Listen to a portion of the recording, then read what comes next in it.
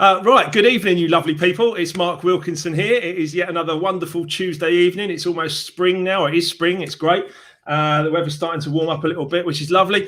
And it's book club. Tuesday night, we do book club every single week. Obviously, I wasn't here last week because I was delivering the 5 days to Remix Your Life course, which was amazing. We had 85 people signed up for it all throughout the week. It was really beautiful. There was lots of great shares and some great information shared, learned, whatever. It was great. So, back now for book club. We've got chapter 5 tonight, and as ever, I've got 3 lovely guests, particularly lovely this evening, I would say. But I'll bring them in just 1 minute and introduce them as well. But what I would like to say is, if you'd like to be a part of the stream, we're going live across 8 platforms at the moment. If you'd like to be part of the stream, you just pop your message up, and hopefully it's all connected correctly. And you should be able to put your comments up, and they should come up on my screen here. I can put you into the stream if you've got any questions for the guests or anything like that. It's going to be really great.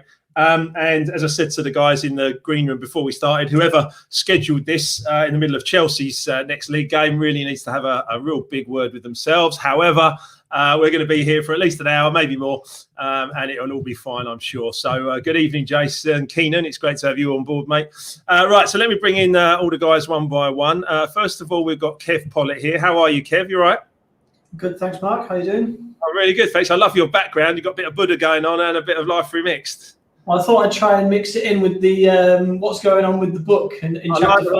I like the way you thought that through. Very, very impressed. Very good start. Brilliant stuff. And let me bring in my old school friend as well, Penny. Hello, Penny. How are you? Hi. We were just reminiscing that we've known each other for 40 years. Oh, sorry.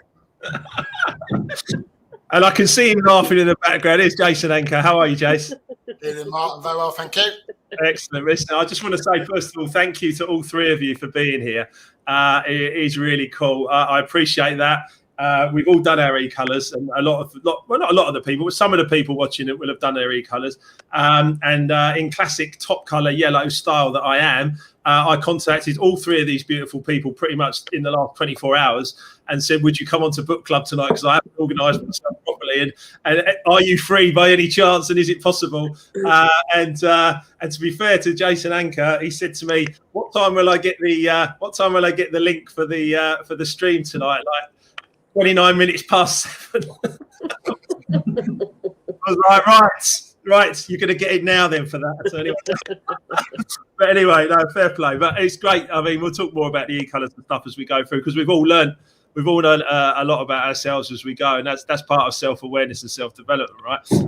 We've got Jason, Keenan. You can all see this message on the screen, can't you? And everything, yeah.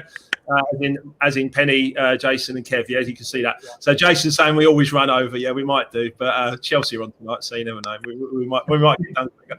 And Kevin Canada says looking forward to another great night. So fantastic. So anyone else who pops their name up, we'll pop on the screen with any feedback and everything. So, without further ado, we are here to talk about chapter 5 of Life Remixed, which is called I Want to Thank You.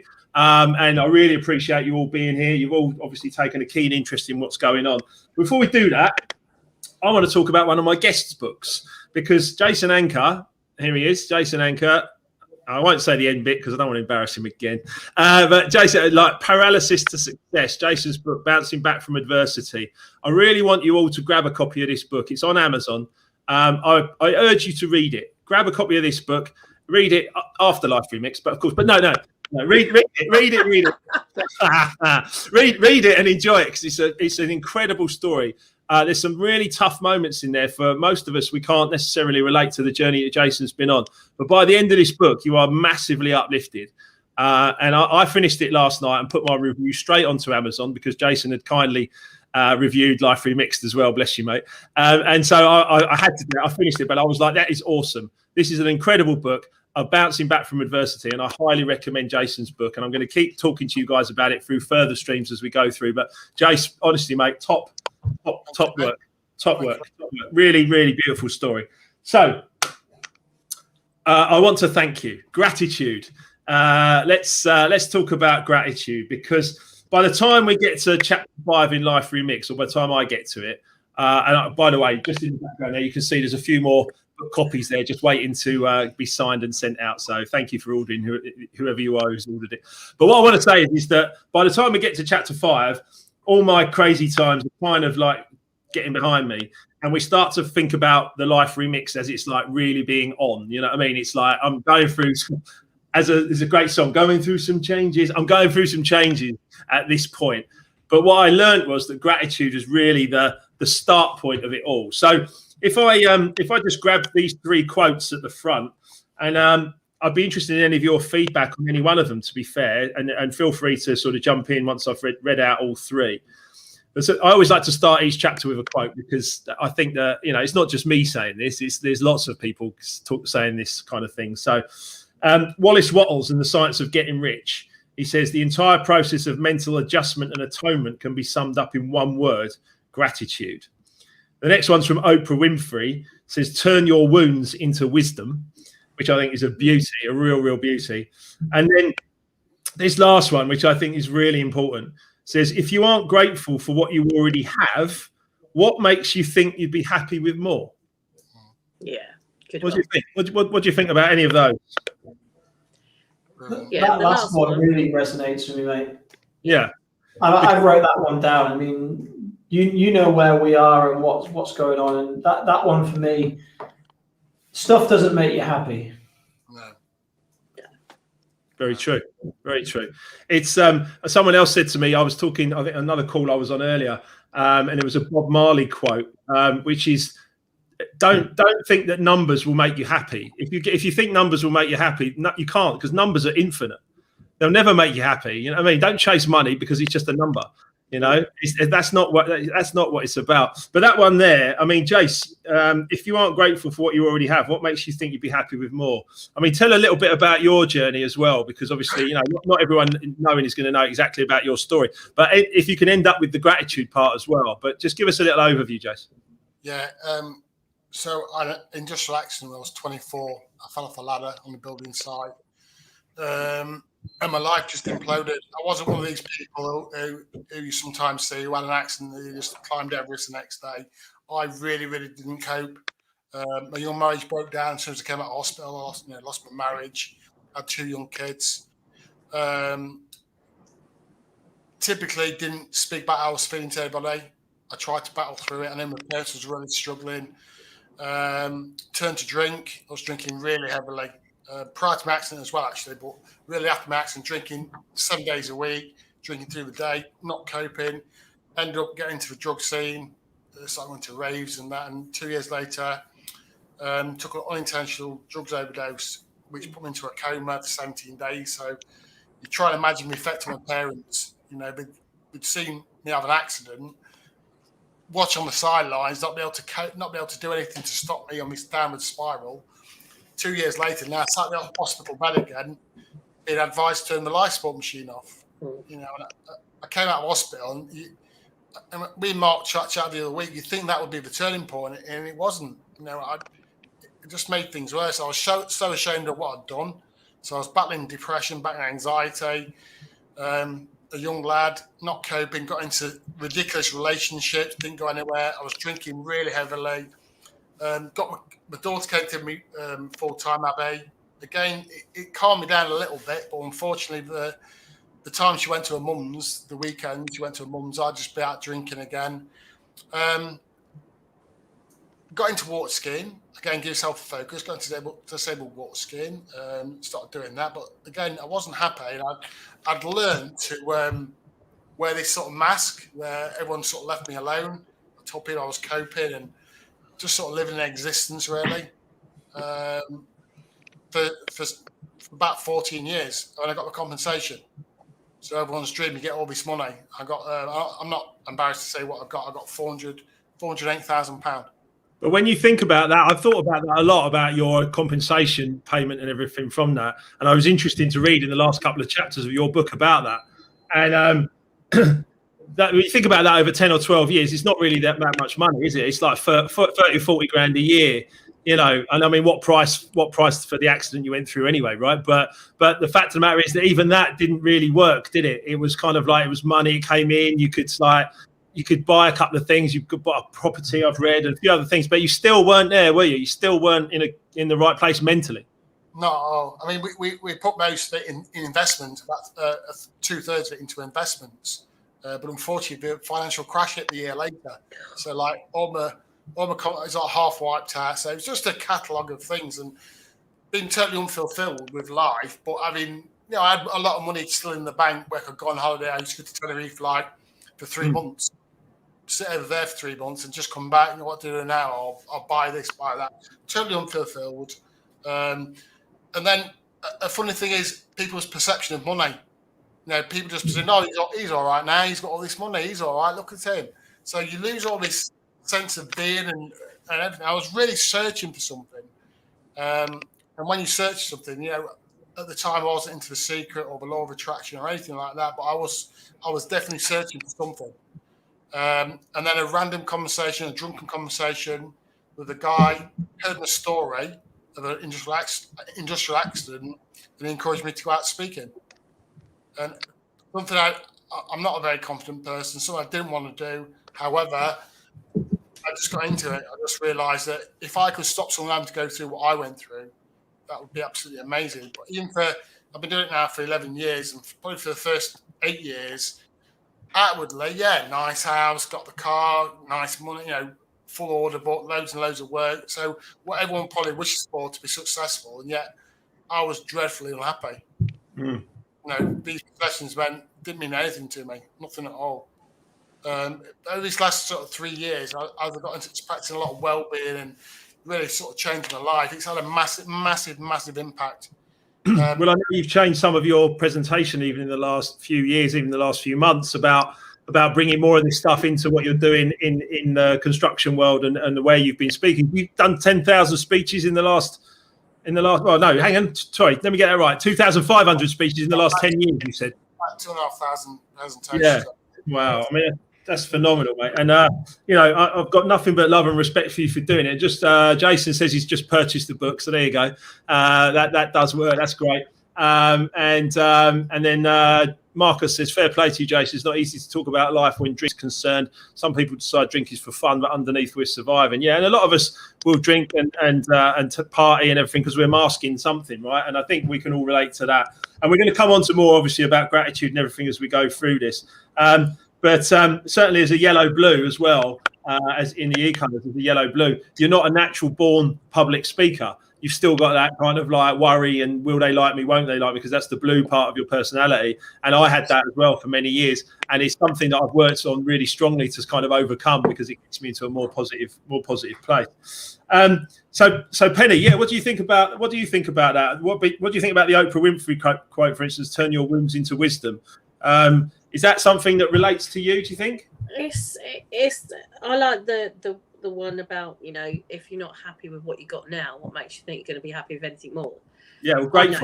Yeah. From experience. Yeah. It was a while back that I'd achieved. I set myself some goals throughout my life. My life's been quite varied, ups and downs, very hard at times. Yeah. And I used to set myself like 5-year goals. And every time I reached that goal, I'd be like, what should I set the next one for? What should I set the next one for? And a little while ago, a couple of years ago, I reached my final goal that I thought was my final goal. And then I sort of had a bit of a meltdown and thought, where do I go from here? I've got everything I've ever wanted. And I had a bit of a meltdown. And I was like, oh my God, I need to set some new goals. Like, I don't know what to do. And then COVID hit. And then I was like, I've had a whole year of sitting around on my ass being a teenager again. Do you know what I mean? Drinking, eating, ordering pizza, watching Netflix. And, I'm actually grateful that my husband goes to work every day and allowed me to do this. Well, I think gratitude is a massive thing. I never. My parents would say to me, "Mark, say thank you." When someone say thank you, I go, "Yeah, thank you." But nobody told me why. Nobody told me about universal laws. Nobody told me about the fact that what you give out is what you get back. Nobody. Yeah. On the e-colours and some of the other courses that I run and stuff like that, I say that this stuff isn't taught in schools. And Why not? It needs to be though, Mark. It needs to be. We'd have been a lot better at organising those parties better and bunking off school better had we had the e-colours. You know, we don't go.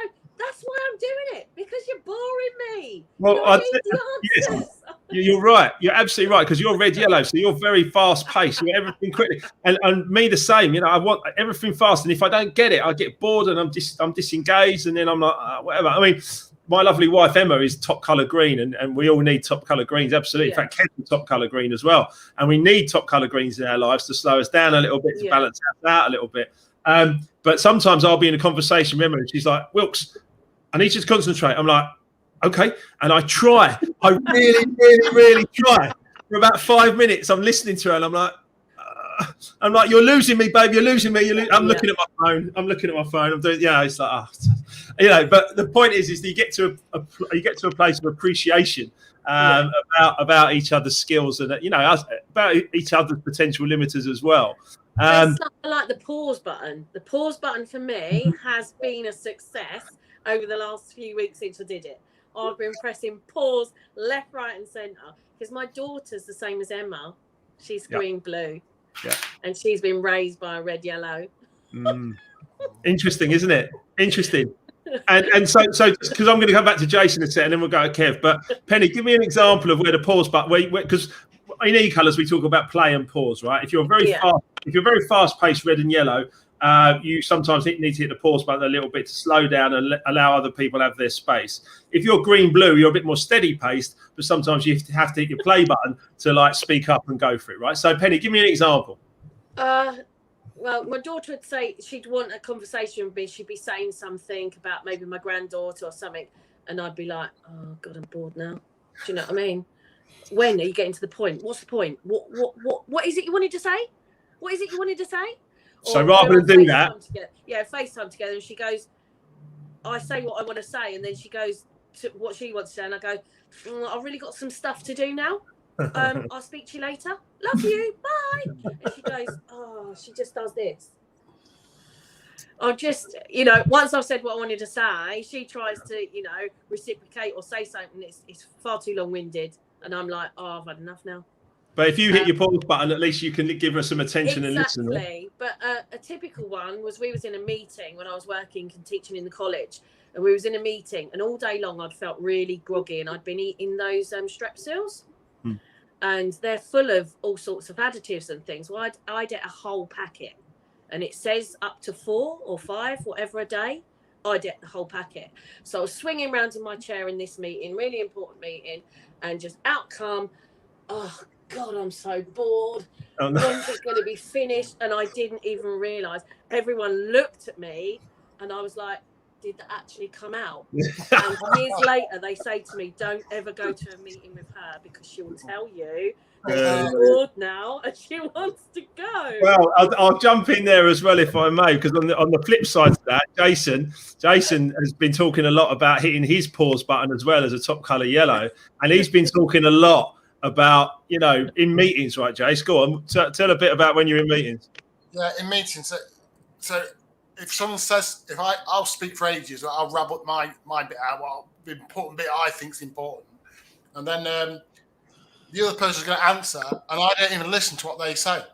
I don't listen to what they say. I'm just thinking myself what I need to say next, and I'm waiting for a split second where they pause for a split second.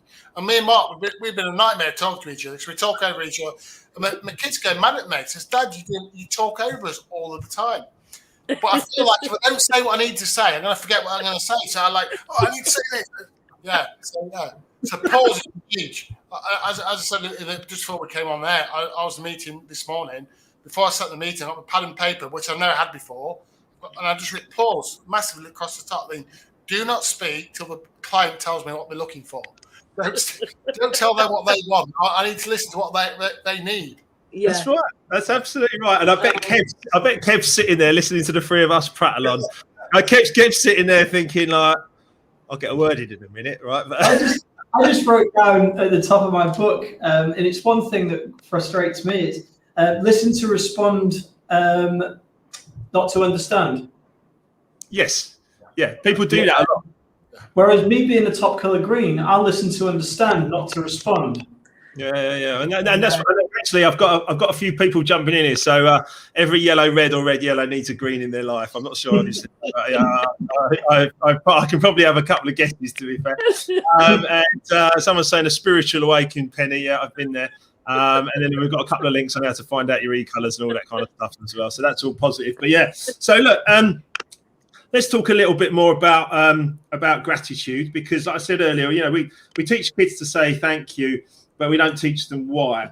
But then when we actually then, you know, understand as we get later into life, I mean, it took me losing absolutely everything. It took me losing everything, you know, being completely like bankrupt, you know, poor health, in a really shitty state, before I ever started to really listen to this kind of stuff and kind of get myself there. I think each one of us has probably felt like, you know, a rock bottom moment. I'd say Jason's, you know, it's not about comparing anything, but I'd say Jason's has been like probably the, you know, the toughest of all of them.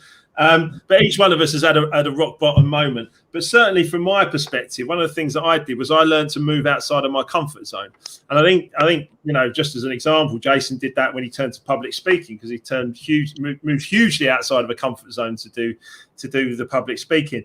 But I often say in my coaching and training that everything you want is just the other side of your greatest fear. And if you can actually become grateful for the lessons that are coming to you, then you can start to move forward and get yourself into a more positive place. And gratitude is the start point of it, for sure. Certainly for me. And what it taught me peace and calmness by just being grateful. Does that all resonate with all of you? Do you all kind of like relate to that? Yeah, 100%.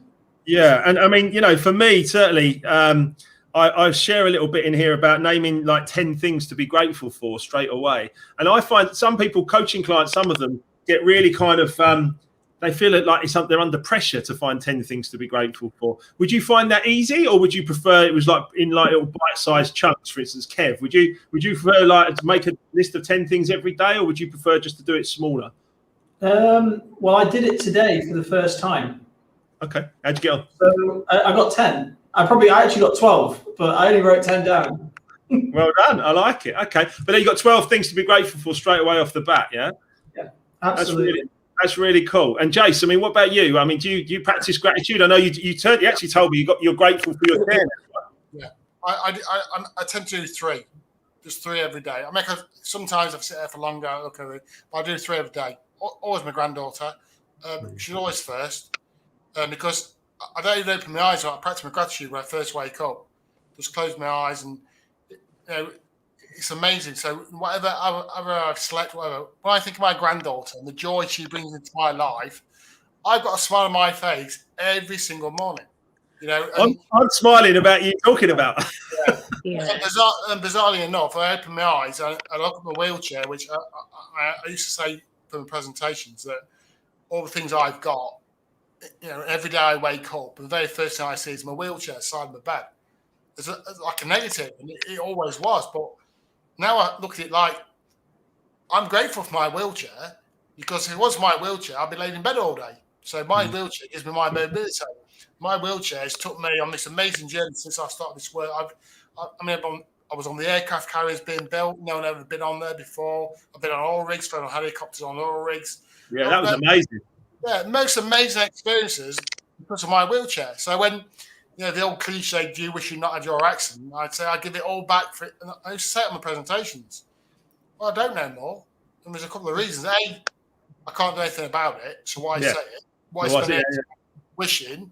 And actually, when I looked at it, you know, make the most of it. This wheelchair for me has been, I've been everywhere. I've been to Buckingham Palace 3 times now, twice for functions and once for a visit.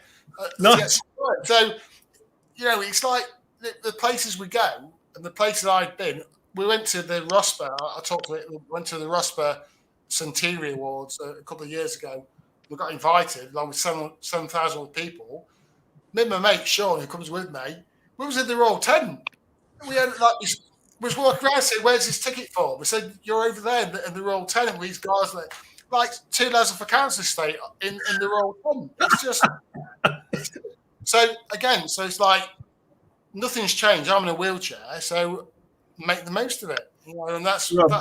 I mean, if you can be grateful for the wheelchair and be grateful for the fact that it's taken you all these places, like you say, I mean, an MBE and meeting Prince Charles and all these wonderful, there's wonderful experiences. And I mean, it's taken a journey for you to get there, but for you to get there now and just to feel that deep gratitude you've got now is a really powerful statement, Jace, because there's a lot of people out there. Listen, I meet a lot of people that think they've got it tough. I meet a lot of people that think like, well, I haven't got anything to be grateful for. And you think like, hold on a minute, I mean, if we're born in this country, right? And I know, Kev, you're in Qatar at the moment, but if you're born in this country, right, you're in the top 20% of the richest people in the world anyway, without even having to start, without even having to lift a finger. So many of us, I mean, I find it incredible. I find it incredible how many people I find complain and in a negative place and everything else, because there's so many things to choose. And if you look at, obviously, at the start of Life Remixed in chapter 5, I actually put a little table there for people to actually write down things to be grateful for straight away and just push it straight back to them and say, look, find 10 things right now. I mean, the other thing you were saying there, Jason, as well, about I've got this little Take 3 journal, which is written by a couple of friends of mine, and they've done a beautiful job. Like past and present. So you write down past and present, 3 things to be grateful for the future. So 3 things that they're going to be grateful for in the future. A bit of mirror work, today's take, and 3 things that went well today at the end of the day. It's really powerful, and do you know what it is? It's great habits. It's great habits, isn't it? When you get into a habit of like success thinking. I mean, Penny, you've started your own business, right? So, I mean, how many years have you been doing that for a while? Have you been doing that for a while, the business? 3 years, but the first sort of year to 18 months. No, it's 4 years. Sorry, we're in 21, aren't we? God. It's easy to forget last year. Yeah, we all did. I left further education, teaching.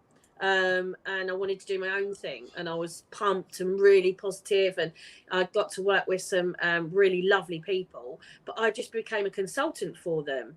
And then they offered me a contract to be their head of their training and this, and I just was like, oh my God, no, that's contracts. I don't want to work for you. I want to work for me. That's why I left education. I want to work for me. I don't want to work for you. And the package was amazing, but I just the thought of being tied to them and obedient to them. I know it sounds really bad, but it was like, no, I just can't do it. You need freedom. And then I did another couple of contracts for some girls in my industry. I travelled a little bit with another girl from my industry, and we went off to Barbados to do some sugaring, which was fantastic, and opened my eyes to something completely different. Sugaring's hair removal, if you don't know what sugaring is. Anyway, and we went off to Barbados. It was brilliant, absolutely phenomenal. And I thought, right, I like this. I'm going to do this. I'm going to centre my business. I'm going to, do the training for sugaring. I do the training for beauty. And my husband built a little salon. That's where I am now. And nice. COVID hit. Yeah. Well, and I was like, oh, I'm shocked. Wasn't expecting that. Yeah. And I was like, what do I do now? And to be honest, I don't know where I'm going from now. I don't know where I want to go. That's why I'm remixing my life and reading loads of books that Mark keeps going, read this, read that, read this, and doing e-colours. And so, I don't know which way I want to go. I don't know if I want to carry on down the path I'm going. I think one of the quotes at the back of the book from Bob Proctor says, Life Remixed wouldn't have been possible without Mark Wilkinson making a critical decision at the lowest point of his life.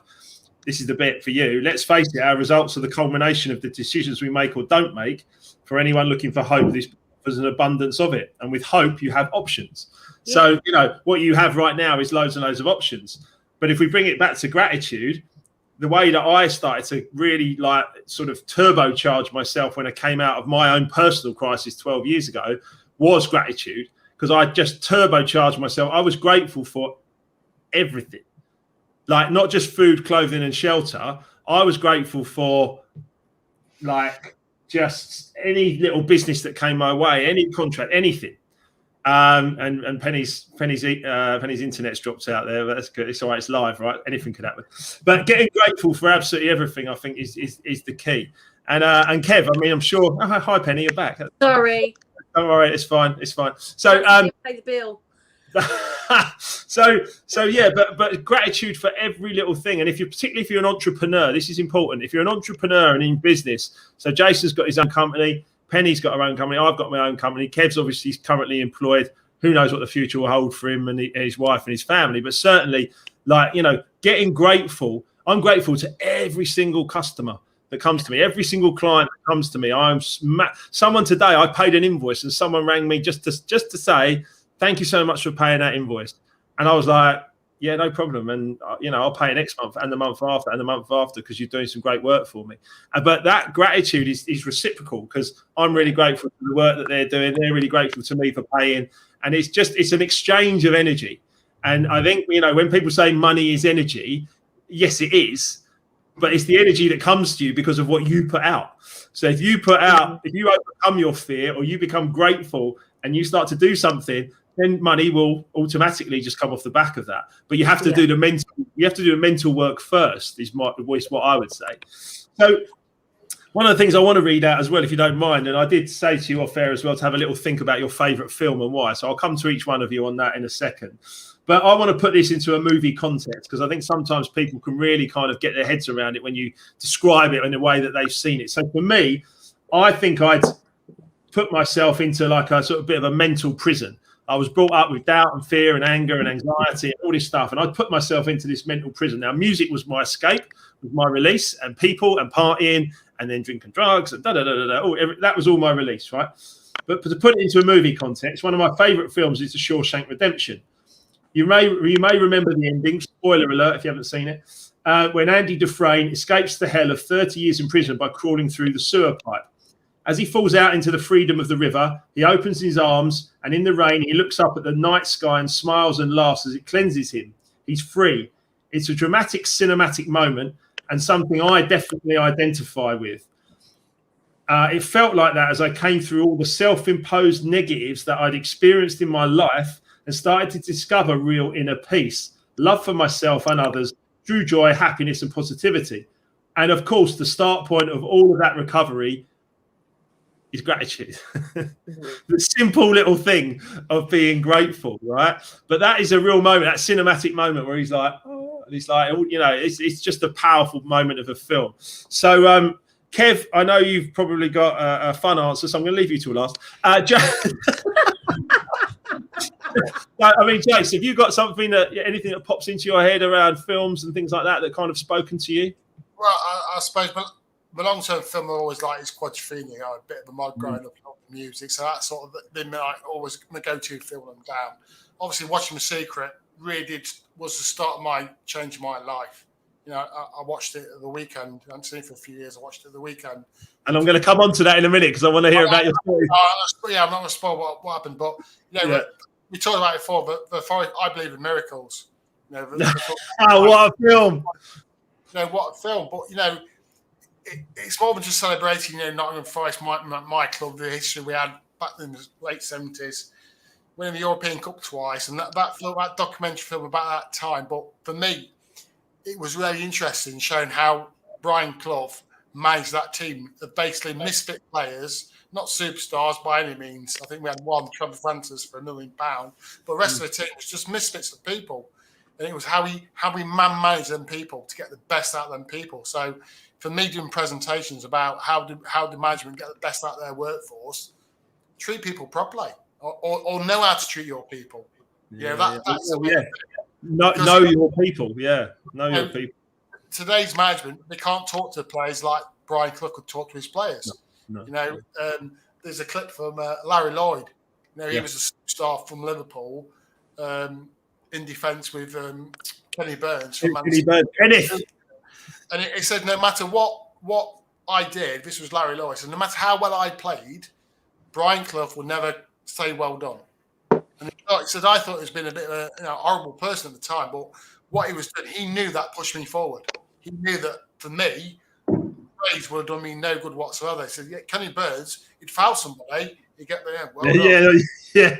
Kenny. It's only years later he saw that what he actually did, he knew how to manage those people. So I think sometimes it's not just a way to manage. You need to amazing. And the only way you can do that is getting to know people. So yeah, I mean, you've nailed it there, absolutely. I mean, look, I believe in miracles. For anyone who hasn't seen it, the film about Nottingham Forest winning the European Cup 2 years on the trot in 79 and 80, and the soundtrack, the music. Oh my goodness, it's just so good. It's using the Jackson sisters, I believe in miracles. In fact, at the moment of the Trevor Francis goal, when it uses the trumpet bit, just honestly, I watched that film on the plane to Thailand and Dubai about 20 times, just over and over and over again. It was amazing. And I love that film. And it's uplifting, it's beautiful, it's inspirational. And the point you make is really interesting when you talk about football and football managers or managing anybody, because we all manage people. We're all in sales. We're all managing our companies. We're all managing people, right? The football manager thing is, you might have heard this as well, obviously. Penny, I don't know if you particularly love football, but they talk about people where some of them need an arm around them and some of them need a kick up the arse, right?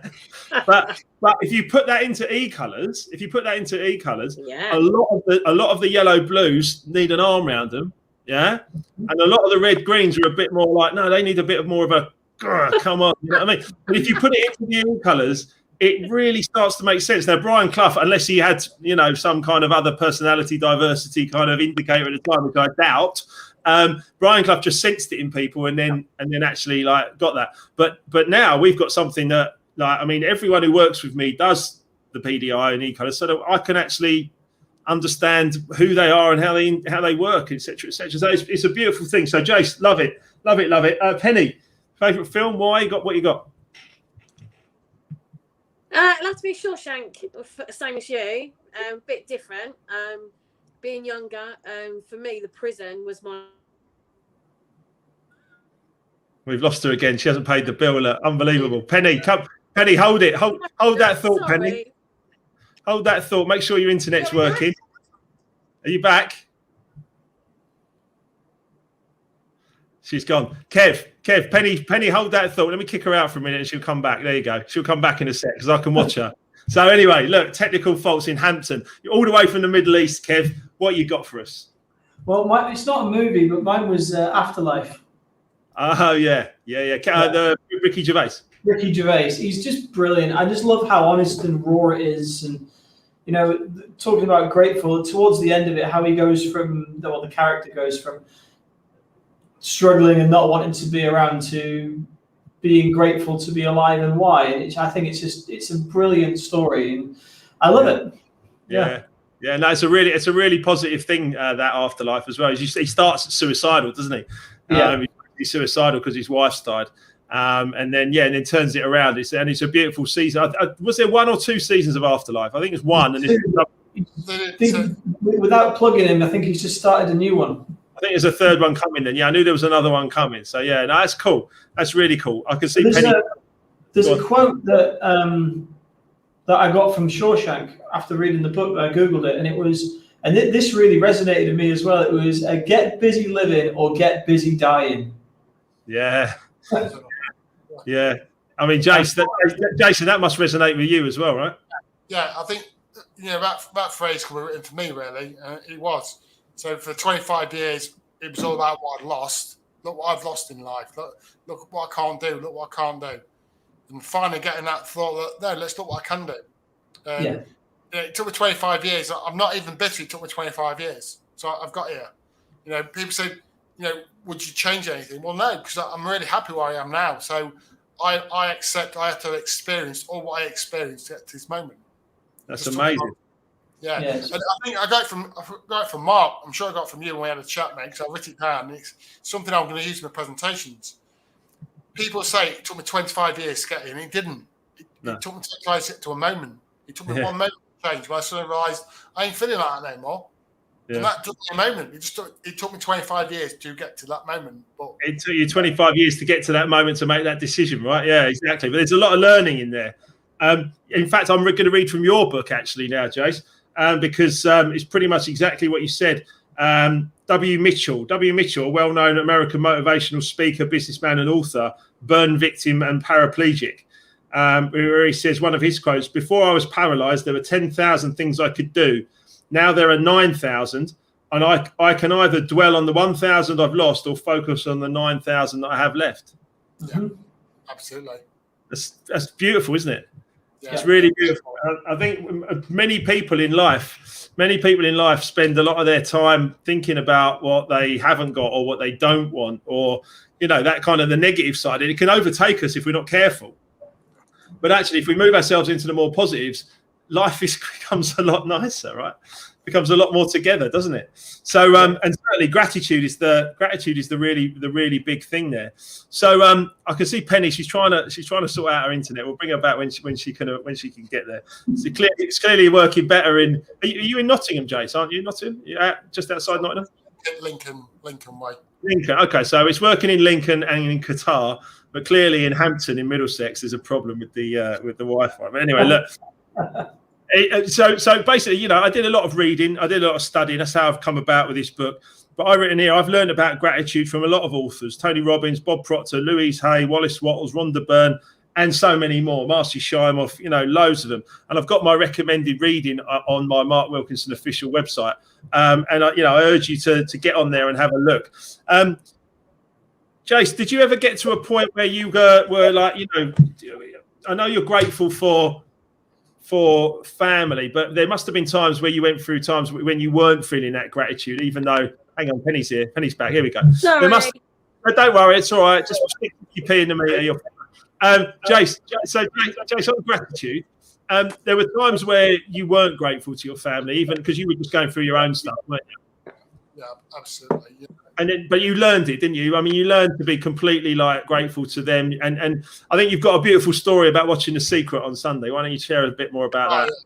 I'm still sort of blown away by it, if I'm totally honest. I tell everybody, because I'm that blown away by the whole thing. So, yeah, I think I got really into The Secret and being, practicing law of attraction, and things did really change in my life. Things just kept happening and really good. And I think I just became a little bit lazy. I think the old lockdown we've been through has really given me time to refocus on me a little bit and what I need to be doing. So this Sunday, I've done some work, spare afternoon, sat me home, think, what should I do?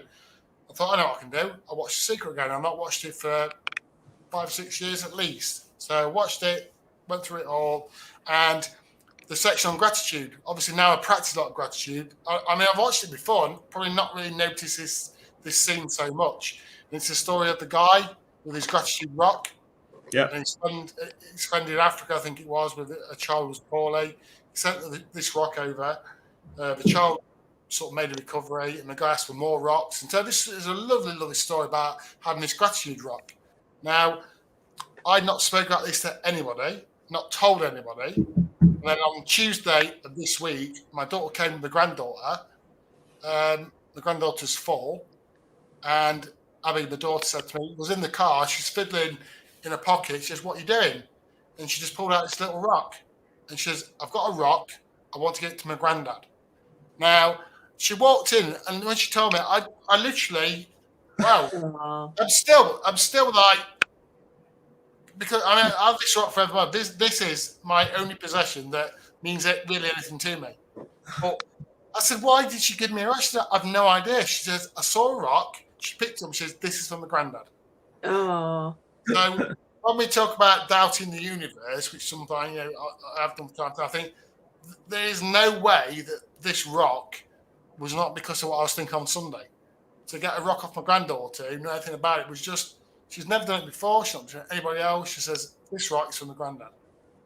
So, it's amazing when it's like there's little moments in life as well. It's a brilliant story, Chase. There's little moments in life where you just think about someone that you haven't spoken to for a while, and you think about them, and then within a day or two they ring you, or they send you a message, and you go like, and some people go, oh, that's weird, that isn't it? Isn't that weird? Isn't it weird? But it's not weird. It's actually like you've put out a thought somehow, and it's somehow got to somebody, and it's come back, and they've rung you, and it is, there are no mistakes. There are no mistakes. There are universal laws, and the sooner we all tune into it, the sooner they're taught in schools to children, alongside Life Remixed and E-Colours and your story, Jason, and everything else that we're doing. Sooner this stuff is actually taught and shown to people, the better it's going to be for everyone, because we are transmission towers. What we put out is what comes back to us, and I think that's a beautiful example, Jason. The book, the 12 Laws, which I read on Sunday, really nailed it for me. You know, it's not just about one law. Just say, oh, this is what I want, this is what I get. When you understand the laws, how they all connect to each other, it gives a lot deeper, greater meaning to the whole thing about the law of the universe, law of attraction. Definitely. That's just one. Yeah, that's just one. That's one. There's loads of others, you know, and the more you tune into it and the more you understand them, then the better it is. So no, that's brilliant, mate, and I love that. And I can see Penny's internet still struggling. So I'm gonna come to you, Kev, for the moment. As far as you've got a beautiful wife, 2 lovely children, a dog, 2 dogs. 2 dogs, 2 cats. 2 dogs, 2 cats. I mean, you've got it all. You've got the warm weather. It's 25 degrees at night over there and all that, isn't it? So, but there's a lot to be grateful for, isn't there? Before you even wake up, before you start. Yeah, there's an awful lot to be grateful for. Yeah, it's. I mean, one of the ones on my list, and I hadn't really thought about this until I did the list. Number 4, the fact my kids have got to meet 5 of their great grandparents. Nice. Right? Yeah, great grandparents. Wow. Yeah. Yeah, that was really, and I sat down and when I put it together today, and we as a family have been exceptionally lucky. There's no such thing as luck, Kev. Yeah. Okay. Fair enough. Yeah. We're very fortunate. And we do have a lot to be grateful for. But yeah, I agree. Okay, there's no such thing as luck. It's when you make your own luck. Yeah, you do. You really do. And so because otherwise I could have said, oh, poor me, unlucky me, you know what I mean? Bankrupt, incurable disease, all that kind of stuff. But actually, no. I had to look at myself and say, well, I played a role in that. And yes, some things happened that were outside of my control. But ultimately, I did play a role in it. And I think that once you understand, it's not down to luck, the majority of this. It's actually like, we are what we think about. We create things, And Jace, I mean, without putting too fine a point on it, I mean, reading the early part of your book, where you changed careers, you were under the cosh. There was financial challenges. There was all sorts of stuff. You went out drinking. There was like a culmination of events that basically ended up with your accident, I guess. Yeah, absolutely. I talk about it a lot now. Not the day of the accident, a year before my accident even happened. To see how my life started to spiral out of control. So when it comes down to that critical decision of do I climb a ladder untied or don't I just didn't care. Just get up there and get the job done. I think when we talk about safety and attitudes at work, that is prevalent in a lot of cases, especially when there's been accidents. We always look for a broken rule or procedure, but we never look for a broken person. Yeah. And it's not the person. It's not the procedure that has the accident, is it? It's the person. Yeah. And I think this is one of the things that I'm talking to PR companies about and all this kind of stuff about e-colors and everything else is about getting the message out there that it's about people first. That's what Lewis Senior says. Obviously, people first around e-colors. Let's care more about the people, and then we may well have less accidents, etc. Around the workplace. Penny, are you back? Am I? Oh, you are. You're the only one with the 1920s dial-up internet, obviously here. So you put a penny in, don't you? You put a penny in. Literally put a penny in. Yeah. Okay. Nice. Yeah. So as far as family support and gratitude and stuff like that, Penny. I mean, obviously you were quite a young mum, weren't you? I was 18. 18, eh? Wow. Yeah. Yeah. And so you've got a granddaughter as well now, obviously. She'll be 2. Yeah. Wow, amazing. So she's gonna have a very wise grandmother. No, we're still here. No, we're still here. Yeah. So I think she's gonna have a very wise grandmother who's going through all this information, etc. Right? Well, my daughter's having a very good because she's reading all the into the universe. She's Penny, I need you to get close. I did a good job as a parent. You've done a great job, but you got a terrible internet connection, Penny. I'm going to ask you to move closer to the router, right? She's out again. She's gone. Jace, Colette just saying what a lovely, lovely story that was about your granddaughter in the rock there. Yeah, that is awesome. And it just goes to show you that what you put out is what you get back, even if you're not, even if it's not immediately in your experience. You just put stuff out there and it will happen for you. You know, I've been putting out great messages about Life Remixed, about all this stuff that I'm doing, all the coaching plans and everything else I'm doing. I'm just putting out positive energy, and it's coming back to me like a beautiful, you know, wave of like love and joy, you know. And it's not an accident, this stuff. It really isn't an accident. But once you get into tune with it, then you can really start to have fun with it. Because really, you know, life is meant to be easy, simple and fun, right? So obviously I went through a period of cleaning up my life.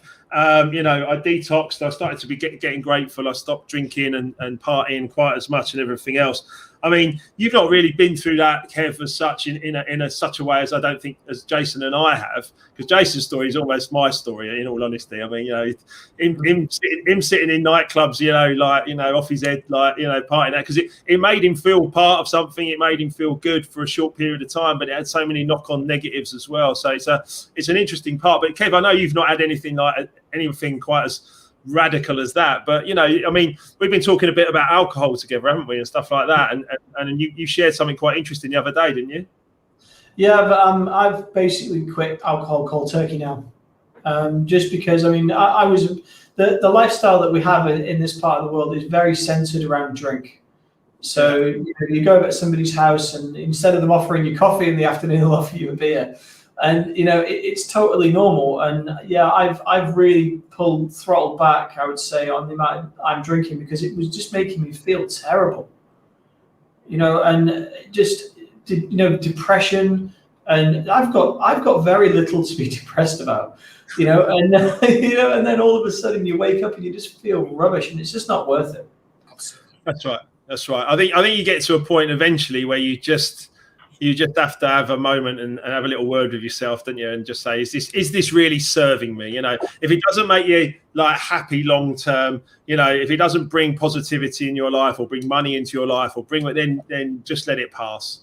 You know, exactly. And I think that's the choice. Certainly with alcohol, certainly with the three of us on the screen here as well. It's pretty much a done deal, I say, for most of us. I mean, you know, if people want to have a little drink, then have one, you know what I mean? And if you can do it in, you know, moderation and just a little bit, and that's what you want, then do it, you know, crack on. But Mark, I can't do it in moderation. Haha! I would say the three people on the screen here, and Penny's trying to log back in. I can see her there. I'm going to give her a minute just to make sure the internet is working properly, but I can see her laughing. But the three people on the screen here, there's none of us can do it in moderation. No way. What I found is I've stopped. Last time I had a drink was New Year's Eve. I don't think I'll have a drink ever again. And I think what I found is that this person I am now, which I'm so happy, that when I drink, I see the old person still there. Okay. Right. Not gone away. He's there. I don't want to be that person anymore. Yeah, as soon as I drink, I can feel him there. Like, my mind telling me things. How you like this? You like it? Do this? Do that? It's like on my shoulder. So the only way I can beat him is by not letting him into my life anymore. There you go. Yeah. I like that. It's a good thing. I always remember. Was it Animal House? Wasn't that film Animal House? Where the devil on one shoulder and the angel on the other. You know, the angel's saying, like, you know, be nice, and the devil's saying, you know, be nasty type thing. You know, we've all got it. You know, I heard someone once say that, you know, we're all capable of being like Mother Teresa, but also Adolf Hitler. You know what I mean? I was like, bloody hell, right? But the point is, we're all capable of being those huge extremes. But the secret really is to bring yourself in, using gratitude, by the way, to bring yourself into that center point and be a lot more, you know, balanced, should we say, you know. And there's another bit in personal development. If I show you someone who gets excited, I'll show you the same person that gets depressed. Excited, depressed, excited, depressed. And if I show you that person will struggle with life. Whereas actually, if you can stay enthusiastic in the middle there, grateful, enthusiastic, enthusiasm, by the way, comes from the words entheos, which actually means in God, which is strange in itself, right? But that entheos, if you can stay enthused, you're in a positive place. You know, you're going to have a much better life. So, you know, that's just part of learning, I guess, isn't it? And we've all learned it, you know, in our own sweet time. Penny, you're back. Am I? Yeah, well, I think so. Yeah. Did you go to get a glass of red wine while we were talking about alcohol? Was no. that what you did? I couldn't get in the house. They put the bar on the door. Oh, okay. Well, listen, we're doing all right. Don't worry. So Colette says that's me, very up and down. That's all right, Colette. Listen, it's all part of a journey, and every single person on the screen here has had those experiences, so we can all understand where you're coming from. And I would say every single one of us wishes you nothing but love to get yourself into a really steady place, right? Because that's the journey. Yeah. And I know you're reading Life Remixed, or you've read it, and I know you've reviewed it as well. So I'm really grateful for that. Thank you. So Penny, while you were away messing around with internet and stuff like that, we were talking about family support and gratitude. Have you got anything that kind of springs to mind about your family? Yeah, for me, it's my daughter. She's been my rock as well as I've been hers, because we've been obviously together all of our life. And I raised her. I had some. She stays as my rock. Oh, Penny, it's not happening Gone again.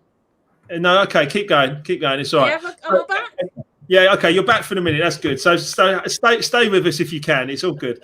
And yeah, I mean, look, for me, one of the things when I had nothing, I lost everything. The first person who, she basically, even though I'd been a little shit, to be honest, my mum just was there for me no matter what. If my mum wasn't there, I could have been homeless. I mean, there's no two ways about that. If my mum hadn't kept that house in Hampton Hill, not far from you, Penny, if she hadn't have kept that house and kept that place together, when I fell from a great height and losing my flat and my car and my relationship and everything, I could have been couch surfing on people's sofas or even worse, sleeping under a bridge or something like that. And so, what I learned there was massive gratitude and appreciation to my mother. I mean, Jace, you must have that for your parents, mustn't you? Yeah, absolutely. What I put them through was just unbelievable. And my dad, he's in hospital, mate. It's just a triple heart bypass today. He's doing all right. Wow. You're right. It was poorly last Wednesday, and in fact, it was poorly. So anyway, long story. Actually, Jace, just to be clear, after our last interview, he sent me a message saying how much he loved it. Yeah. And what I put my parents through was just awful, but they never once wavered in their support for me. Even when I was at rock bottom, I was horrendous. I've done some horrendous things to my parents over the years, and not once did they falter from just being there. Yeah, and that's so important. And obviously, Penny and Jason both as grandparents now. You don't look old enough to be grandparents, either of you, to be honest. And Kev, of course, bringing up children with his lovely wife in Qatar and stuff like that. That gratitude is what holds families together. And one of the things that I really became aware of as well was, obviously, I became grateful to my lovely mum for taking care of us and still putting a roof over my head. But one of the other things, one of my friends said to me, and I put about it in chapter 5 as well, is that someone said to me, when you go volunteer for Crisis at Christmas, you actually get to see what it would be like without the support of a family unit. And I did. I went and volunteered, I think 2 or 3 times for Crisis at Christmas. And honestly, watching those homeless people at Christmas time getting picked up off the streets, brought to a centre, put a roof over their heads for a week, and just being there, and we serve them while we're there, that we make them feel special for that week and everything else.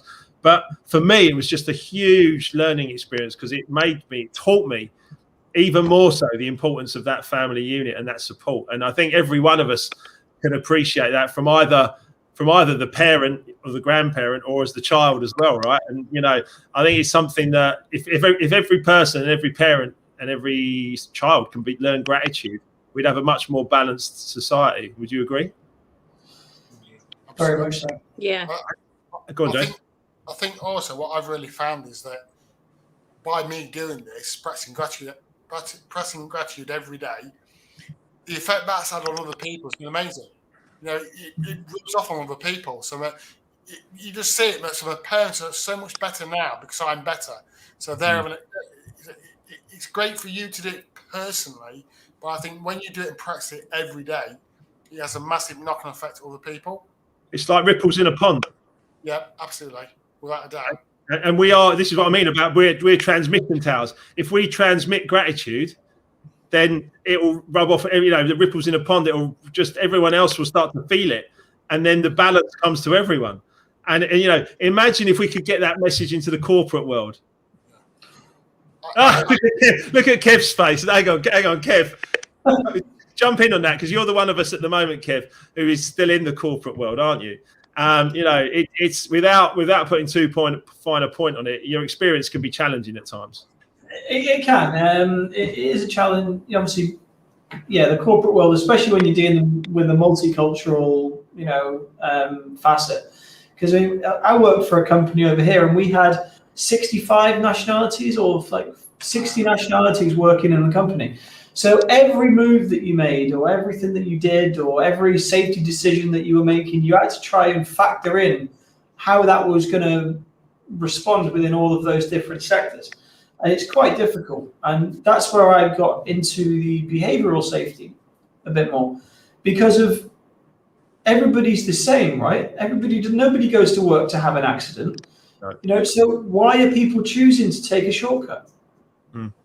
And that's what I really started. That's what I've really started to focus on. And yeah, the corporate world's an interesting place. Well, Jason, I know Jason's doing a new part of his presentation where he's bringing, you know, mental health and well-being. So it's the build up to the accident itself, but then the back end of it is more about the well-being aspects and actually being more positive around that as well. And I think all power to you, Jason. I mean, you had a few people saying to you, don't do it, didn't you?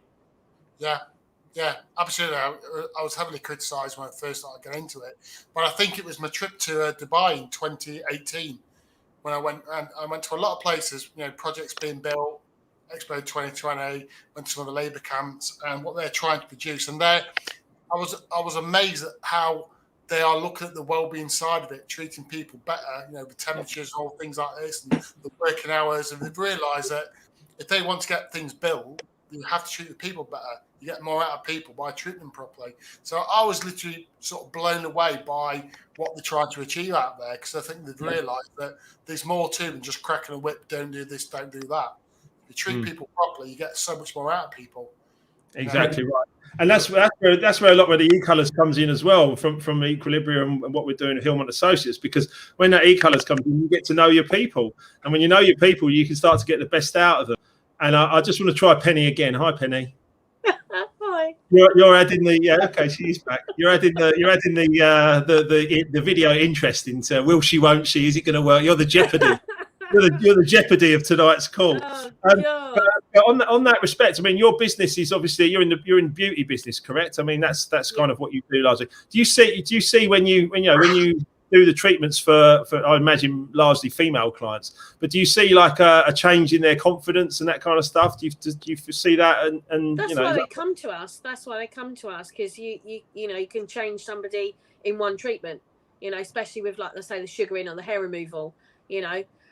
You can get rid of that lovely moustache or that nice beard that she's got going on in one treatment, you know. But it's you see a lot of in my business, you see a lot of anxiety, a lot of depression, and a lot of insecurities, because we're made as women to feel inadequate by what's on the telly all the time. Well, especially when you get older. It's an interesting point, actually. It's an interesting. Sorry, Kev, what's that? I said an Instagram and fake book. Well, okay, yeah. Afraid so. You know the point of this. The point I'm going to just gently pick you up on that, which I know you'll respond to in a good way, is that nobody makes you feel anything. No. Right. So you choose. You know, it's hard to accept sometimes for all of us, but we actually choose. You know, you make me feel like that. No. I chose to feel like that. And when I looked at something, it reconfirmed it to me. So I don't feel very good. And then I look at something on Instagram and he looks amazing. And I go, oh, yeah, I'm not very good. And so, you know, it's really powerful. And I love what you're doing at the moment. I know you're reading lots of books. I know you've read Life Remixed. I love what you're doing, because I know what you're going to do. I assume what you're going to do when you reopen your business is you're going to become even more of an all-round therapist, because you're going to be able to help people, but also give them some really good points on you know, sorting out their anxieties. Yeah. Not just, it's showing my daughter now, you know, looking at things and looking at her, and she goes, oh, you did a good job, Mum, but you didn't have all the tools you needed, because she's reading all the books, and I just want to slap her because she's getting through them quicker than I am. And I'm like, you know, but you go away and you digest. But it is exactly like you say. But it's like, for me, the whole mental health thing is just, it's the words that bother me. Whenever I talk to colleagues, friends, or family, I say, your mind wellness. How's your mind? Are you well? Because nobody still wants to talk about it, you know. And I suffered through my teenage years, through my 20s, you know, and I suffered a bit recently, and it's really, really difficult. And people just don't, they just come at you, oh, we can fix it with this, but you can't. You need to fix from within. And it is the books and everything that I'm doing at the moment that is fixing. Like Jason said, it's from within you. Nobody can give you that magic wand. You have to find it. And I knew I was searching for something, and I'm still looking. So I'm good, and I'm still on my journey. We all are, though. That's the thing. I mean, I was talking to someone today about the Way of the Superior Man book, and he's talking about like peeling off layers of yourself. I've been reading the bits of that. Yeah, great, but it's just as relevant for, you know, women as it is for men. It's masculine and feminine and everything else. Yeah. But the point of it is that our journey through life, it will just keep going until our deathbed. We'll keep peeling layers of the onion, or whatever you want to call it, and we'll find something new, and we'll find something new. You know, just because, like, I mean, Kev's a bit younger, I think, but just because the other three of us on the screen are 50 odd, you know, but we're all peeling layers of this onion and just sort of finding a new layer of ourselves, and it never ends. You know, never, you know, stop looking for a completion of anything in life, and actually just enjoy it. Just enjoy the journey, because we're all here to experience something. And look, I mean, you know, it's a real positive thing. So look, you know, one of the things that I picked up in chapter 5, which I really wanted to share with you all, is that a true friend walks in when the rest of the world walks out. Definitely. Why, Penny? Why? Because, you just do. You just know who they are. Yeah. Bill, my husband's my best friend, and he came into my life when I needed him. And I was asking the universe for him. Yeah. And he came. And how long have you been married? 14 years this year. Shit, I'm really bad at knowing when we got married. He's got it. Don't worry about it. I've had a date done. Yeah. Don't worry about that. That's fine. But as far as so a true friend walks in when the rest of the world walks out. When you're in a real low, you know who your true friends are. Jace, would you agree? Yeah, to an extent, in a way, because in my example, it wasn't the fault of some of my friends. They walked away. They just couldn't handle what the road I was going down, especially when I got mixed in drugs. You know, some of my friends were so anti-drugs, into football. They didn't like the person I was turned into. So, yeah, I get some people came into my life, but you can't always say that people, the people in your life at the time are the people in your life at the time. And, you know, I chose the wrong, end up mixing with the wrong people. You know, mixing with the wrong crowd, yellow, blue, classic yellow, blue, hanging out with the wrong crowd. Mate. And even now, I try and go on a bit of defensive now. So when I bump into some of my old friends, even now, we can have a drink, and you can see that they want to get away because they feel so embarrassed that they walked away when I was at my worst. But it wasn't their fault. You know, I always say it wasn't your fault. You walked away. I pushed you away. I didn't want you around me. I wanted, you know, different things. So yeah, but again, I've got a handful of friends who've just been there all the way through this. No, never wavered with a friendship. I had some horrendous statements. I'm so sure. I mean, the video, one of your second video that's on YouTube, for Proud to Be Safe, which is your company. Your second video's got Sean, and I always forget the other friend's name who's in it. Colin. Sean and Colin. And those two guys talking about, you know, when you had your accident and your football boot, you know, Sean had your football boots in his bag for about 4 or 5 years, and he couldn't take them out of his bag because he kept thinking you'd be all right. You know, there's some real like deep stories there of friendship, you know, where it was tough. That was tough on everyone, wasn't it? I guess, you know, not just you, but yeah, look, I mean, I think that's for me what I found myself when I removed myself from that kind of drink and drugs and party crowd. I found myself on my own for 6 months. Like literally on my own. Like none of my old friends wanted to talk to me, and all my old friends were off having kids and doing this other stuff. And I was just on my Jack Jones going, well, this could have been better. You know, this is like, I'm a bit lonely here. But that's when I learned of self-acceptance, love myself, you know, be positive. And I did all of that pretty much on my own for a few months. And then a friend of mine that I'd known probably for about 10, 15 years. I was bankrupt as well at the time. He just rang me up and said, "What are you doing?" I said, "Well, not much." He said, "Do you want to go out for dinner?" And a friendship has just blossomed out of that for the last sort of 15, 20 years. And he's a wonderful, wonderful guy. And he walked in when the rest of the world walked out. For me, that was my experience. And then someone said it once, and I was like, "Yeah, that resonates with me." But Kev, I mean, you haven't been through like major crisis in life, or am I off there? Am I a little bit? I've had a couple of blips, but nothing serious. More my own issues than anything else. Yeah. But yeah, no, I've been pretty boring and pretty constant. Pretty steady. No, but that's the way. Listen. That's not boring. That's nice. That's not boring. Being successful and being steady away is this. There's a lot to be said for it. Trust me, because you're looking at three people on the screen here who've also had some of their issues for sure. But one of the things I found was like when I started to think about this sort of law of attraction and then these other kind of laws. There was definitely a moment where there's a moment in the film where Jack Canfield is talking about in The Secret. Jack Canfield's talking about things that happened and the way the sort of universe lined up. And one of the lines he says is, "Wow, this stuff is really working." And I definitely had that moment myself when I said this before in one of my courses, but there's two ways to look at life. One is that everything's a miracle, and one that's nothing is a miracle. But when I started to look at everything as a miracle, I started to realize that this stuff really does work. I mean, has any of you got any kind of experiences of anything like that when you've thought about something and it's actually created in your life? Is there something you can sort of pick out that really works for you? Lots of stuff. Yeah. Go on. My daft one, when I first started getting to The Secret, law of attraction, Dan Terry, unfortunately, passed away. He was a guy who actually got me into speaking. Yeah. It was about 6 months before he made me watch The Secret. He sort of built me up to watching it and what it was all about. So, traffic lights. That's a good one. Yeah. What's your bugbear? So I'm travelling all over the country now. Everywhere I go, traffic lights always on bloody red. I'm always late. He said, "Well, you got to stop picturing the traffic lights be on green." It was a very simple thing to learn, and it did. I started driving places. I'm thinking it's green again. And I always remember that we was going shopping Christmas Eve. My daughter said to me, "Dad, you're mental going uptown on Christmas Eve." Now I need to go to Morrison's, get some stuff. And she said, "You'll never get parked there." And I said, "I will, because that parking space is outside the store. And we'll come up the ramp," and I pictured it and everything. And I said, "We'll come around the corner, and lo and behold, there'll be the space waiting for me." And we got to Morrison's, we was queuing up this ramp to get into the car park. There's cars everywhere. And we drove around the corner, and the car parking space I thought of was there. Honestly, I nearly crashed the car thinking, "Bloody hell, this stuff."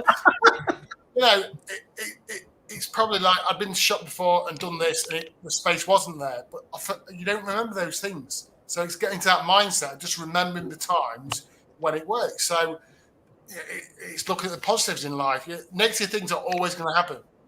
Always. Yeah, it's how you respond, isn't it? But I think it's a beautiful story. That and Emma, it's just I've written it down as well. Whenever we go somewhere, I always get parked, no matter what. There's always a parking space for me. Always. Emma even says, like, we're going somewhere, and she's like, "Wilkes, I'm with you. We'll get a space, no problem." I'm like, "Yeah." I swear. And when she goes somewhere herself. When she goes somewhere herself, she doesn't always get a parking space, and she's literally like, "I need you with me because you get the space." So that's me really. And I've waned over the years, and it's drifted away. Then you just notice the bad things happening again. So it is having that positive mindset. And well, you make an interesting point there, because it's about the constant. It's like the weight at the gym, isn't it? It's that constant like build and build and build. And I get coaching clients that come into my life, and they'll come in and they're all like, yeah, and then they'll sort of like disappear a little bit, and I'm like, no. You need to come back and you need to keep working, because if you don't, guess what? The muscle goes away, and it's like, "Oh, this stuff doesn't work." And then guess what? right, it doesn't work. Do you know what I mean? It doesn't work because you haven't, so it's I find it fascinating. I love people. I think people are absolutely fascinating, Penny, have you got any kind of, you said all the time, some things you've thought about that you've created? Yeah, I can't even name but a few, but I never used to call them before this. I never used to call them like, good, but they'd just be like, oh wow, did I do that? I must have wanted that. I'm sure I wanted that. Or sure I wanted that to happen. I knew I did. I put it out there and look what's happened. And my daughter used to think, she used to go to me, oh God, Mum, you're strange. You're really strange. And now she did something this morning and she said to me, oh, Mum, I put something out there in the universe and it come back. And I didn't get to see what it was. I was busy going off to do things, but she's really embracing it, and it's really lovely to see it through her at her age. And what, she's 30? What is she, 31? 31. Amazing. So, yeah. That's amazing. But also as well, she's really excited about being a better parent. Brilliant. Little Aubrey's going to get it through Nanny and through Stacey. Yeah. And that's, I mean, what a beautiful chain of events, because, many times in families, I picked this up from a coach and another, therapist guy that I worked with, but many times in families, history will continue to repeat. Okay. If you've got anxiety, it will keep repeating. If you've got heart attacks, it will keep repeating. If you've got cancer, it will keep repeating. It runs in the family. It runs in the family. I've got a problem with that, because I don't believe it does until somebody actually says, no, hang on a minute, it doesn't run in my family and I'm going to change it.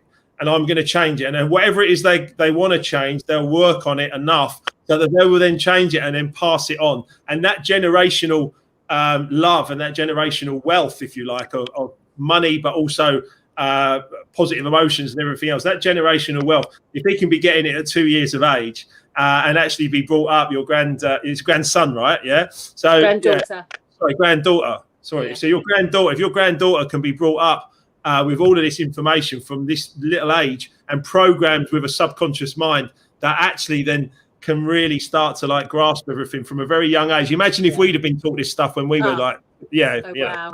Yeah. That's by the by. We don't get another go. So now we need to like really we do another go. We've got now. Exactly.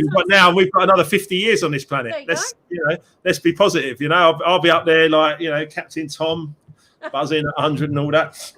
So Colette's come in with a couple of her beauties here. She says, I'm so going to practice visualizing. It works, Colette. It works. Yeah. Whatever you want, you've just got to have a visualization for it, and it will come to you.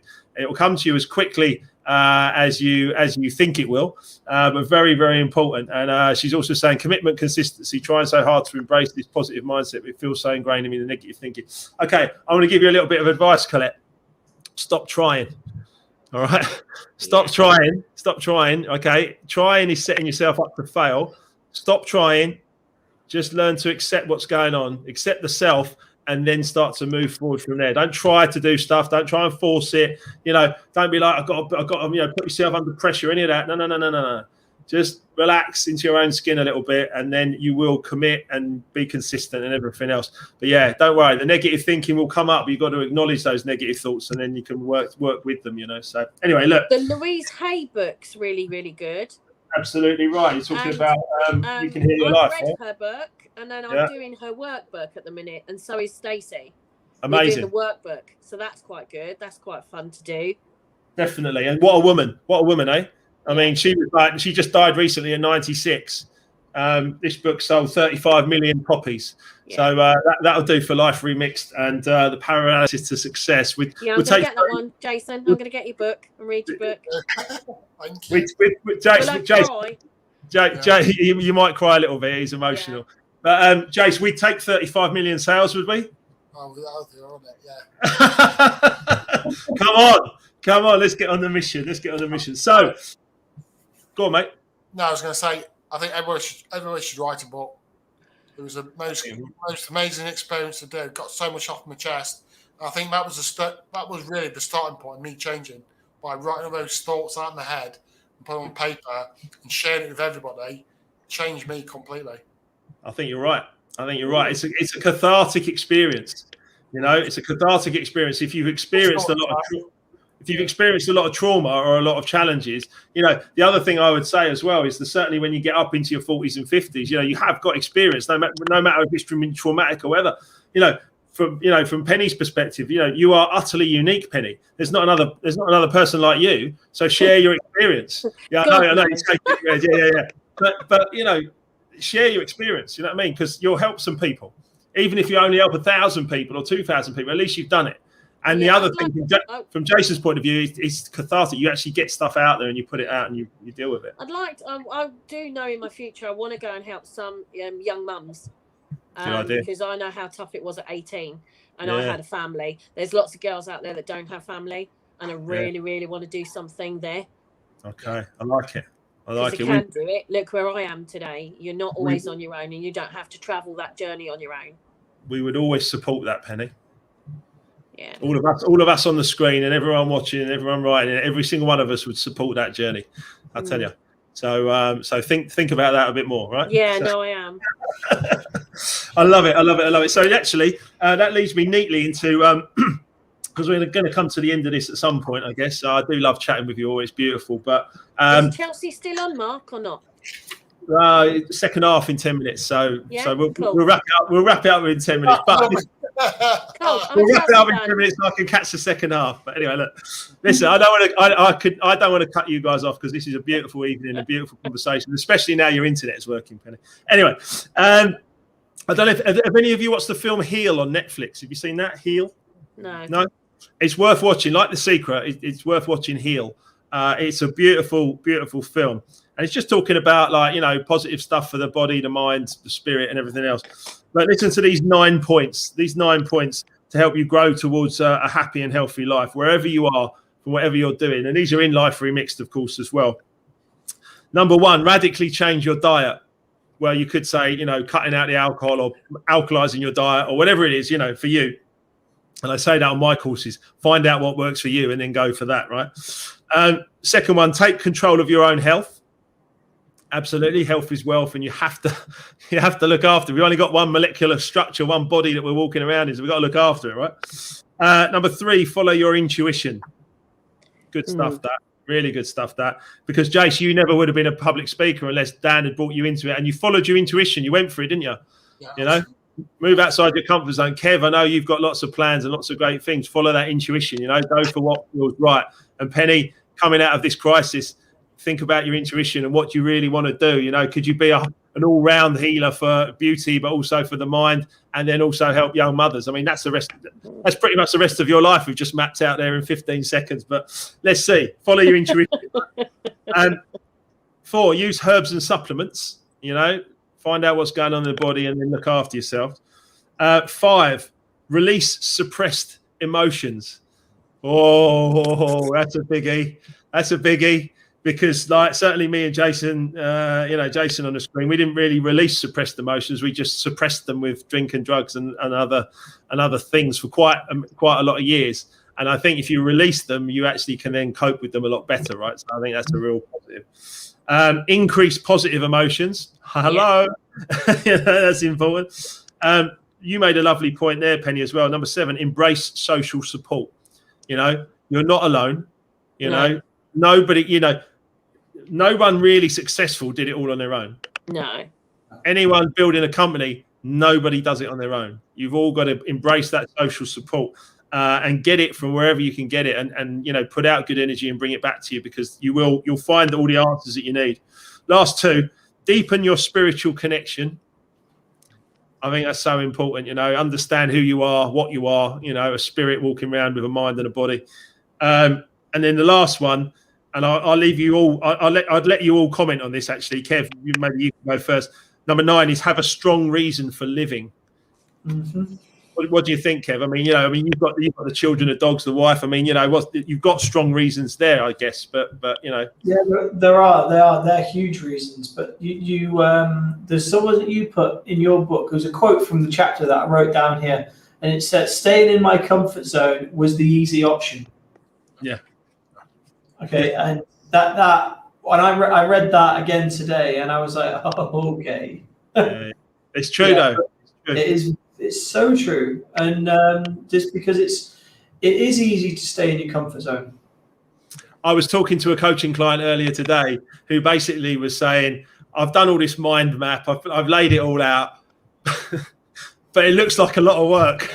And I'm not really sure I can be bothered.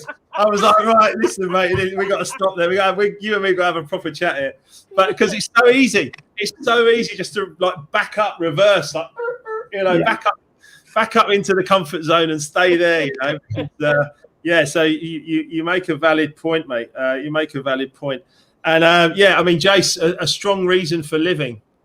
Yeah, I mean, family for me is absolutely massive. I mean, I'm expecting my second granddaughter in June. Oh, wow.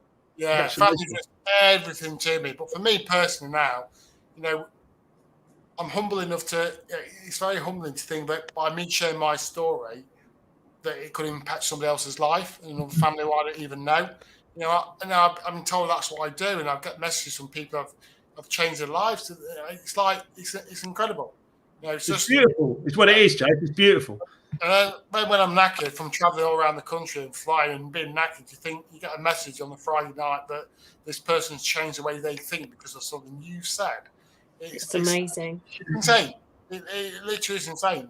It's beautiful, is what it is, Jason. And I get the same feeling. And I've only had my book out for a month, and I get the same feeling, mate. So I mean, but you've been changing lives in construction for 10, 12 years or more with all the speaking you do. And that is your strong reason for living, mate. That's your purpose. Your purpose is to show people that, no matter what happens, adversity, bouncing back from adversity, show people no matter what happens, there is always hope, and there is a way to do something in a different way, in a positive way. And I honestly, mate, you and me, like I said, we're brothers from other mothers. There's no doubt about that. Especially having read each other's books. I mean, it's just that's the crazy bit. We're brought up in completely different areas of the UK, and yet mirror stories just reflecting, on each other. It's fascinating, mate. And I've loved meeting you, Kev as well. I've loved having you here, and Penny as well. I mean, Penny, a strong reason for living. What would you say? Aubrey and Stacey, my world, my family, and to see Aubrey grow and flourish into a really, really rounded person with no limitations like we had. Yeah, wow. To give her those tools would be just amazing for me. Well, it is amazing, and you're doing it. Yeah, absolutely. And I love the fact you've bought into the Life Remixed. I love the fact you bought into the e-colours. I love the fact that you're. Well, I wasn't looking for you, was I? I was looking for, what's his name, Bob Proctor or something. Yeah, well, came up into my Facebook feed, and I thought, that sounds a bit interesting. Yeah, that sounds a bit interesting. Didn't I used to go to school with him? Like, how's this happening? Up to for the last 40 years. Oh. Yeah. There you go. Have that. Yeah, exactly. Yeah. Bless. Look, Colette. Oh, I love Colette. She's amazing. Look, you always make me cry. All good though. Oh, bless her. Oh, bless her. Don't cry. Listen, as long as they're tears, there's a good thing about crying. Joyful tears. Joyful tears, or actually, if you've got other emotions that are in there, we're talking about releasing suppressed emotions. Let it go. Crying is the body's way of letting go. So actually, when you have a good cry, if you've got some emotions that are there, cry them out. I always used to find, certainly when I was going through my changes in therapy and all this other stuff in my early 30s, that I felt. Do you remember the old pressure cookers? Like, I'm going to show my. Do you remember a pressure cooker that your mum and dad used to have, where they used to like the steam? I've got one, Mark. I'll leave off. Right. Anyway, so brilliant for cooking. Take a picture and send it to me. But look, the old pressure cooker where you go like the top would come off and steam would come out. Like, shh. Yeah. But that's kind of what it felt like when you had a good cry and you got it all out. It was like. Yeah, you could just go like that. It does. It feels like letting go. It's the body's way of letting go. So it's absolutely awesome. So Colette's really on this. She says she's got one as well. Okay, all right. So there's more pressure cookers in the world than I knew about. Okay, fine. Listen, I use the Mindful Chef, and they send me all the food. Anyway, look, I'm getting distracted. Top colour yellow. Top colour yellow. So look.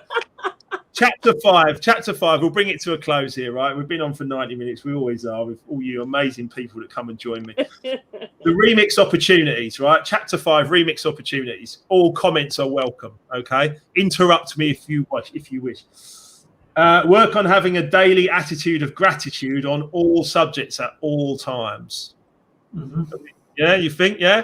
And the hardest bit for me, Kev, and I'll say this to you, obviously with you in your current corporate world and everything, the hardest bit for me was in the corporate world 3 years ago, working in a very senior level, but consistently challenged by people in the corporate world that didn't necessarily understand what we've been talking about for the last 90 minutes. And doing my best, but trying to be grateful, I found very, very, very difficult to people that just they thought I was some sort of like mad spiritual hippie, which they might be right about. They might be right about, to be honest, but it is an interesting one. It is an interesting one, and even with Jason's aspect of bringing well-being and some universal laws and things like that into his speech, and people saying don't do it because it won't be well received, but still finding a way to be grateful to those people that challenge you. Yeah. That's a real key, I would say, and it's an ongoing process, I'd say, for every single one of us. So yeah, read, listen, study, learn. The more you do, the more successful you'll become. Yeah. And you have to keep going. You have to keep going. And Jason, you said about audiobooks and stuff like that. I am recording my audiobook in 2 weeks' time of Life Remixed, which I'm really looking forward to you all hearing. But who's doing the voiceover for you, Mark? I'm doing it all myself, darling. If there's one thing I love, it's the sound of my own voice, as my wife. And actually, one other thing that I didn't say as well. One other thing I didn't say, and I'll share this with you as well because it's quite funny. We've got this puppy, right? We've got this little puppy, Frankie, right? He's hilarious. He's amazing. He's amazing, right? He's hilarious. He's just started to be allowed out of the house, right? So he's had all his inoculation. He's allowed out of the house. And this is something that I never knew before, and I'm going to share it. Don't think bad of me because it's just funny, right? It's just really funny. So we're taking the dog out. We took the dog out on Sunday, and Emma's there, and Russell Brand's dad's there, Ron Brand, and we're all chatting and having this walk and everything. And Emma's walking off, and all this. Nobody ever told me this. A puppy is just like a magnet for women, right? I'm not being funny, right? If there's any single men, right? This is dangerous. No, it's not dangerous, right? If there's any, my brother's a single man, right? I said to him at the end of the day on Sunday, I said, Dan, get a puppy. Get a puppy, right? I'm not joking, right? There was women that are fawning all over this puppy all day Sunday.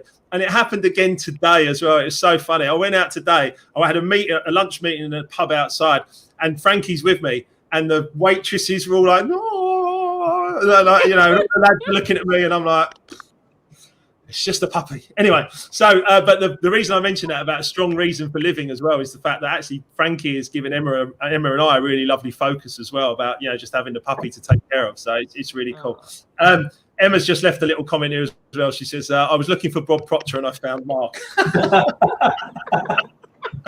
I love that, Penny. Thanks very much. And Jason, I know you were when you saw the Bob Proctor endorsement that he gave me. I know that kind of that blew you away a little bit, didn't it?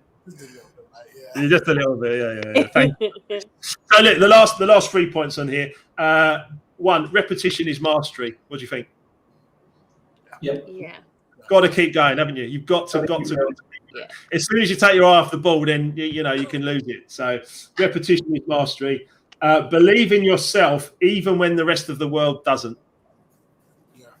Yeah, that's a hard one. It is a hard one. I've always found it. In all honesty, I've always found it easier to believe in myself when someone else believes in me first. I come up against it when I went into teaching. I had a really horrible boss, and she was like, just wouldn't. Yeah. We've all had one. Yeah, you can't teach. And I went, oh, yeah, I can. Don't tell me that. Exactly. And I sidestepped her and got a full-time job teaching. Well done, you. But so you actually. That was horrible. It's a challenge. It's a challenge. Yeah. But believe in yourself even when the rest of the world doesn't, I think is a really positive to put out there. So good on you. And the last, but by no means least, what you give is what you receive. Yeah, definitely. And, I'd suggest that each one of you has given your time willingly tonight. I'm massively, massively grateful to each and every one of you for being here. Sorry about my dial-up internet. I'll have to change it. That's the worst one we've had, Penny. I had to keep kicking you out. I was being tough love. It's like, kick her out of the stream. Fix it. Come back. No, it's awesome. It's awesome. Does anyone, any of you got any sort of like last words you'd like to share? Is anything that you're just happy with everything that we've said? Yeah, cool. You're all good. All right. Well, listen. Nice to meet you, Kev. Anyway, Kev. Yeah, nice to meet you too. Us three. Yeah. Listen, bond. Talk to each other. You know what I mean? I do think that particularly from what Jason does with health and safety and certainly with the Middle East job that you're working on, and Kev, stuff like that, Kev, there'll be some great synergy between you two. So make sure you connect on LinkedIn and everything else. And keep focused and keep smiling, all of you. So I'm off to watch Chelsea's second half now. But I would say big love to every single one of you. If you three can just stay on the line for a sec, I'll let everyone else go. We're getting some lovely comments in saying thanks, guys, all very inspiring. So that's been beautiful, and a lot of people will watch us on catch up as well. So I'll just let everyone else go, but you three stay there. Thank you all very much, everyone, for watching. Massive love to each and every one of you. We'll see